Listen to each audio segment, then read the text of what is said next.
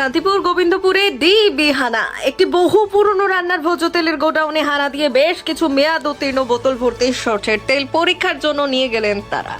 নদিয়ার শান্তিপুর গোবিন্দপুর এলাকায় দীর্ঘদিনের একটি পাইকারি ভোজ্য তেলের গোডাউনে রানাঘাট ডিবি হানা দেয়। আগত আধিকারিক এবং পুলিশ প্রশাসনের কাছে আগে থেকেই গোপন সূত্রে খবর ছিল ওই আনন্দ সরকারের গোডাউনে বেশ কিছুদিন ধরে বিক্রি হচ্ছে মেয়াদ উত্তীর্ণ হওয়া সরষের তেলের বোতল। প্রাথমিকভাবে তার দোকানের অনুমতিপত্র খতিয়ে দেখেন আগত ডিএসপি এবং সংশ্লিষ্ট অন্যান্য সরকারি আধিকারিকগণ। এই বিষয়ে অবশ্য আনন্দবাবু কোনো প্রতিক্রিয়া দেননি, তবে তিনি বলেন দীর্ঘদিন ধরে সততার সাথে ব্যবসা করছেন, তাই দুশ্চিন্তার কোনো কারণ নেই। পুলিশ প্রশাসন এবং বিভাগীয় দপ্তরের আধিকারিকরা তাদের কাজ করবেন, এটাই স্বাভাবিক। ডিবি ডিপার্টমেন্ট থেকে আগত ডিএসপি আধিকারিক এই বিষয়ে মুখ খোলেননি। তিনি শুধু বললেন এটা পরীক্ষা করার পর তবেই বোঝা যাবে, সেই অনুযায়ী আইনানুগ ব্যবস্থা নেওয়া হবে।